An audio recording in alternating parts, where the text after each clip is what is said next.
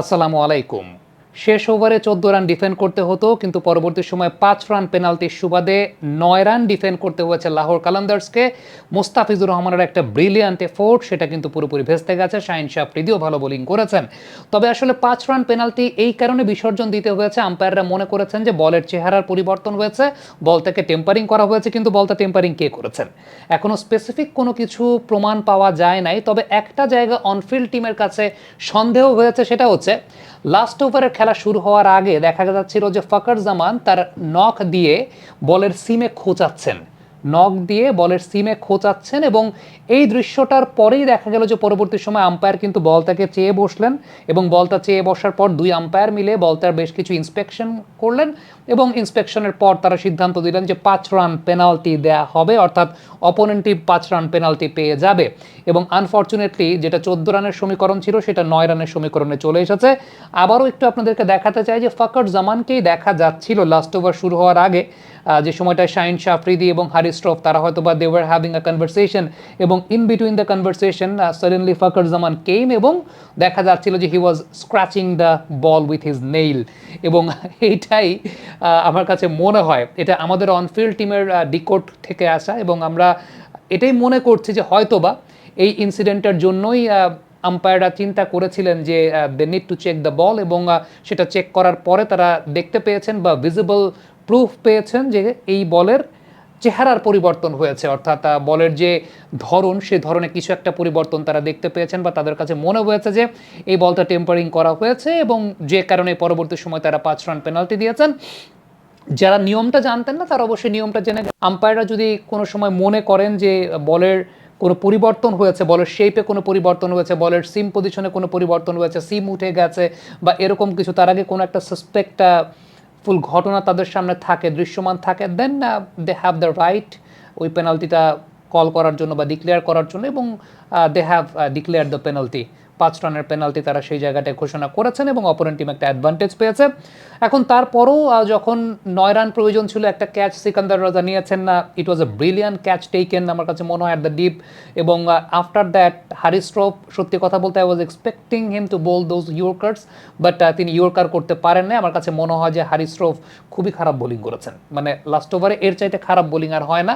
একটা তো ওইটা ছক্কা হয়েই যাচ্ছিল, বাট সিকান্দার রাজার ব্রিলিয়ান্ট এফোর্টের জন্য বেঁচে গেছেন। বাট তারপরে যে দুটা বল ছিল, আব্বাস আফ্রিদি তিনি সেই জায়গাটা ব্যাটিং করছিলেন, এবং আমার কাছে মনে হয় যে এটা he should have gone for the yorkers, এবং সেটা তিনি করতে পারেন নাই। Mustafizur Rahman he bowl brilliantly. আমি এই ভিডিওটাতে মোস্তাফিজুর রহমানের বোলিং নিয়ে আলাদা করে অ্যানালাইসিস করছি না, মোস্তাফিজুর রহমানের বোলিং নিয়ে আলাদা করে অ্যানালাইসিস সেটা আগামী ভিডিওতে আপনারা পাবেন, এবং সেটা সকালবেলায় আপনারা পেয়ে যাবেন আশা করছি। যেখানে আমি মোস্তাফিজুর রহমানের পুরো ৪ ওভার নিয়ে কথা বলতে চাই। আমার কাছে মনে হয় যে brilliantly bowled by Mustafizur Rahman. একটা ৪ তিনি খেয়েছেন, এবং যে ৪টা তিনি খেয়েছেন আমার কাছে মনে হয় যে ইট ওয়াজ অ্যান এক্সপেরিমেন্টাল ডেলিভারি, যেটা তিনি ব্যাকহ্যান্ড স্লোয়ার করতে গিয়ে ৪টা খেয়েছেন খুশদিল শাহর কাছে। এবং ওই ধরনের বল তো আসলে মোস্তাফিজ খুব একটা করেন না, বাট আমি জানি না, এর আগে একটা বল করেছিলেন, এবং Khushdil Shah, it was very tough equation for him, কিন্তু ওই বলটা করতে গেছেন, ওই বলটা করতে গিয়ে বাউন্ডারিটা কনসিড করতে হয়েছে। চিন্তা করে দেখেন, মোস্তাফিজ এই টুর্নামেন্টে এখন পর্যন্ত ৪৮টা বল করেছেন, ৪৮টা বলের মধ্যে মাত্র একটা বাউন্ডারি কনসিড করেছেন। এবং মোস্তাফিজ যে দিন দিন সত্যিকারের অর্থে একজন মাথা খাটানো বোলার হয়ে যাচ্ছেন, আমার কাছে মনে হয় অ্যানালাইসিসটা যখন আমি করব আপনারা আরও ভালো মতো বুঝতে পারবেন যে আসলে মোস্তাফিজকে আমি কেন বলছি যে মাথা খাটানো বোলার তিনি হয়েছেন। সে ব্যাপারটা ইনশাল্লাহ আমি আগামীকাল আপনারা যে অ্যানালাইসিসটা দেখবেন সেখানে আমি করব। এবং ৪টা ওভার বোলিং করেছেন, চমৎকার বোলিং করেছেন। প্রথম ওভারে পেস অন ডেলিভারি ম্যাক্সিমাম করেছেন, দ্বিতীয় ওভারে আবার স্লোয়ারে গেছেন ম্যাক্সিমাম, আবার ৩ নম্বর ওভারে মিক্স করেছেন। এই যে প্রথম ওভারে কেন তিনি সব পেস অন ডেলিভারি করেছেন, স্লোয়ারে যান নাই আজকের দিনটাতে, সেখানেই আসলে টুইস্টের জায়গাটা, এবং মোস্তাফিজ কতটা মাথা খাটিয়ে বোলিং করছেন বর্তমান সময় সেটার একটা প্রমাণের জায়গা। Shaheen Shah Afridi did a brilliant job, ৪টা উইকেট তিনি গ্র্যাব করেছেন। Even Mustafiz was nearly getting the wicket of Azam Khan, but Shaheen Shah Afridi তিনি ওই চান্সটা মিস করেছেন। সিকান্দার রাজা দুটা ভালো ক্যাচ ধরেছেন। সব কিছু মিলে আমার কাছে মনে হয় যে এরকম একটা small total when they were defending, তারা মোস্তাফিজের উপর ট্রাস্ট করেছে, এবং অনেক পরে কিন্তু মোস্তাফিজকে বোলিং করতে এনেছে, কারণ তাদের ওই বিশ্বাসের জায়গাটা ছিল যে what ever the equation is, Mustafiz যদি শেষের দিক পর্যন্ত থাকেন বা তার ওভারগুলো যদি ইনট্যাক্ট থাকে, Mustafiz can turn the game around for them, এবং সেই ভরসাটাই মুস্তাফিজ অর্জন করেছেন। আপনি চিন্তা করে দেখেন 48টা বলের মধ্যে এই টুর্নামেন্টে এখন পর্যন্ত মাত্র একটা 4 কনসিড করেছেন। That really shows the class of Mustafizur Rahman এবং the image he has build up over the last few years. সব কিছু মিলিয়ে এই ভিডিওটা আসলে মূলত করা ছিল যে ইনসিডেন্টটা আপনাদের সঙ্গে একটু শেয়ার করার জন্য, যে 5 রানের পেনাল্টিটা কেন হয়েছে।